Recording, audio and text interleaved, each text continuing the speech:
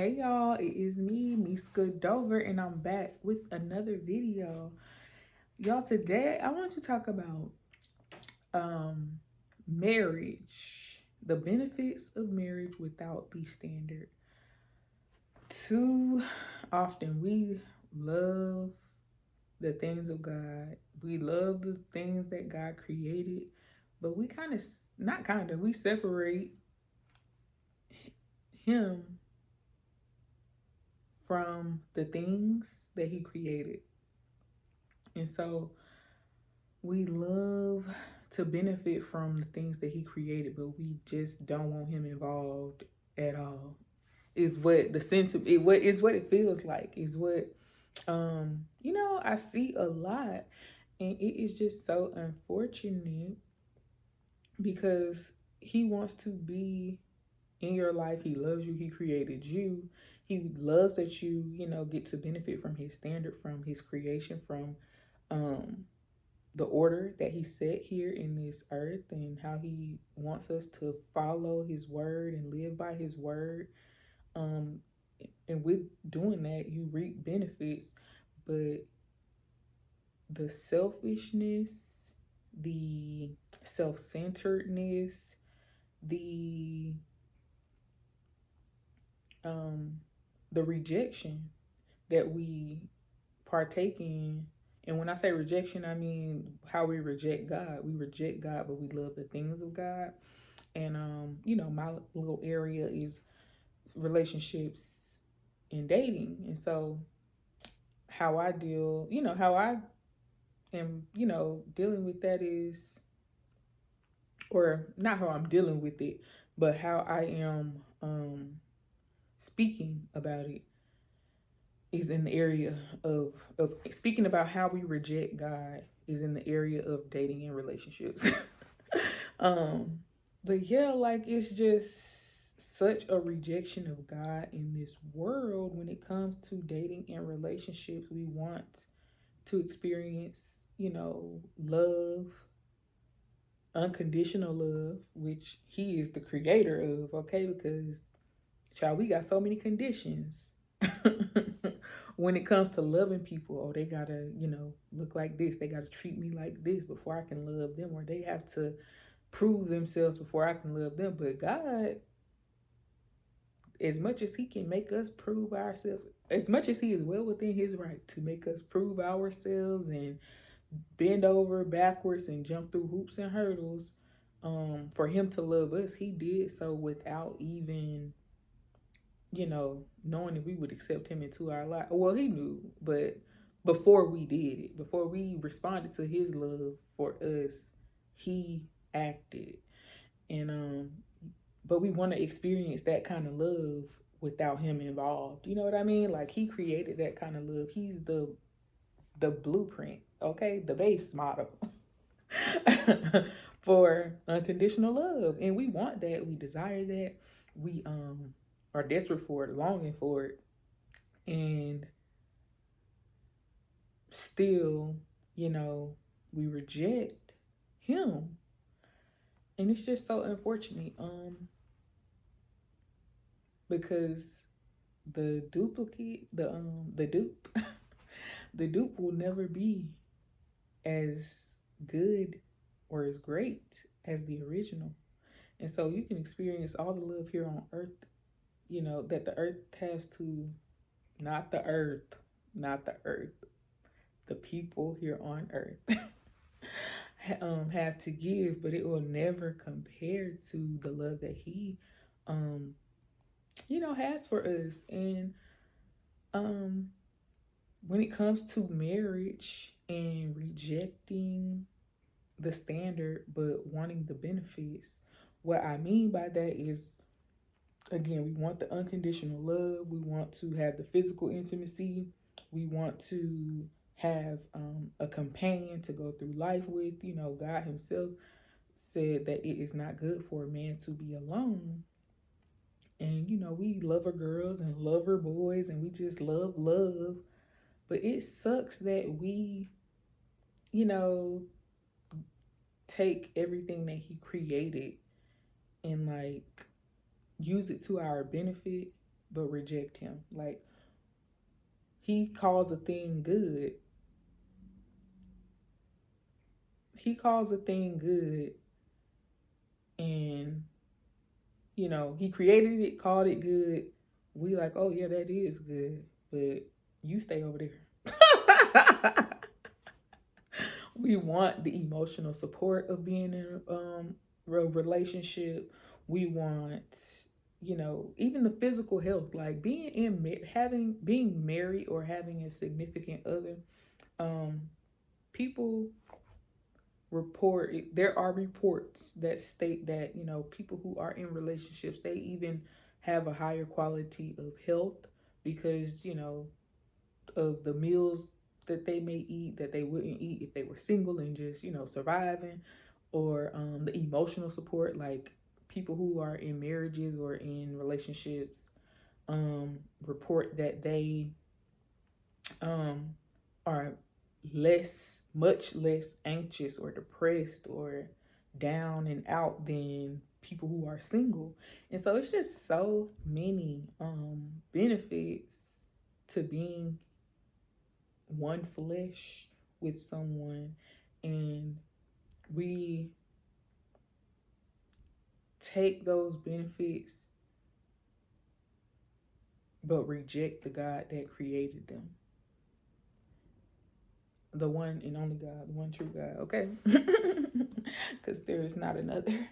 But anyway, so yeah, like, we say, oh, I want this godly relationship, but girl, you doing everything but keeping God at the center. You having the sex, you're having the open relationship, you're having, you're emotionally cheating, you're, doing all these things, but not upholding the standard. And what is the standard? Loving others as you would love yourself. That's what God calls us to do. You know what I mean? Like, we are supposed to be loving God and loving people as we love ourselves. But child, we can't even. That's something that, it's hard for people to show grace to others. It's hard for people to extend love. Like, people are so jaded and are allowing their trauma, like the word even encourages, allowing their trauma to overtake, to harden their hearts. And the word even encourages us to believe the best, to not, allow our mind to be a playground for the enemy. And child, we will get on the phone and be thinking up all kind of scenarios with our friend who will listen to us about all the ways we feel like somebody tried to conspire against us. And we're not believing the best. We're thinking everybody is plotting against us and just rejecting God's standard. We got to get in the word, see what the word is telling us to do, how the word is telling us to conduct ourselves, how to live, how to think, how to be in relationship with others, as well as marriage. Like, so yeah, the standard of marriage: love the other person and not, it's just so heavy. It's heavy. But you got to not allow yourself to be selfish. I feel like everybody is kind of selfish too. And it's a difference between self-love and taking care of yourself, than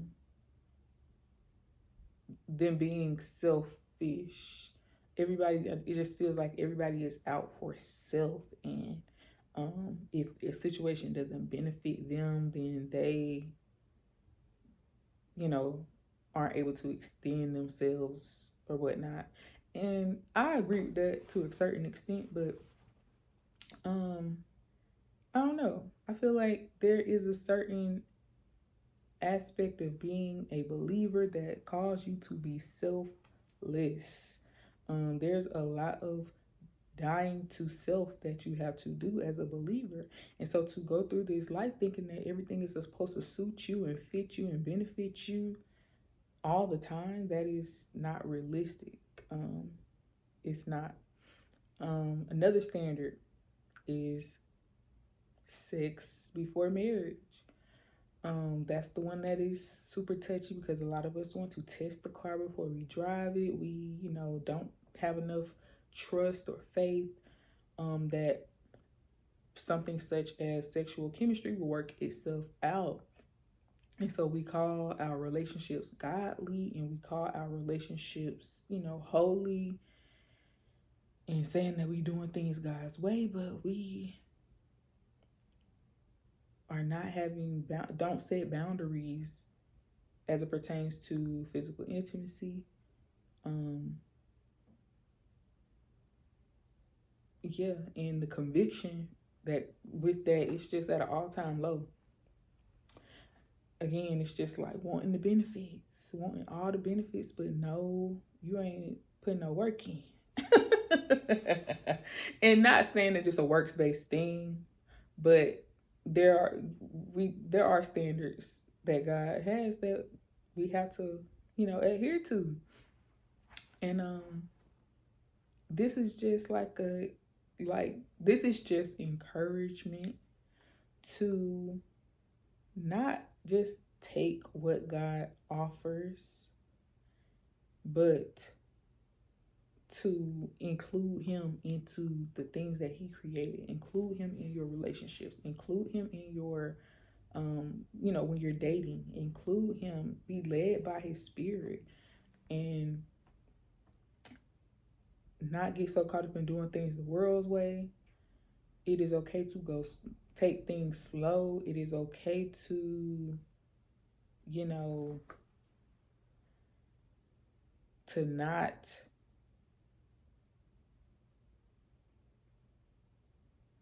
it's okay to not get wrapped up in what is normal today and what's been normalized today. We cannot keep saying, I believe. It's something about what you believe that should cause you to act a certain way, talk a certain way, move a certain way. And we can't keep aligning ourselves with God verbally and not aligning ourselves with God in our actions, in our speech, in the way we think, in the things that we do. So yeah, the benefit of marriage without the standard. How is that showing up in your life? Is that showing up in your life? Take it to God. Pray about it. And see, hey God, where am I not upholding your standard in this relationship? Or, in my thoughts regarding relationships, how can I be a better representative of you? How can I make sure that I am in alignment with what you require of me as your daughter? When it comes to dating and relationships, where is it in my life that I am expecting the blessing of God to, the blessing, the anointing, to be on my life as a Christian, but I am not upholding the standard or operating as a child of God. So yeah, that is all that I have for y'all today. Hopefully this, resonated with somebody. And sound off in the comments. Let me know what you think about the benefits of God as well as the standard. Like, let me know. Until next time, y'all.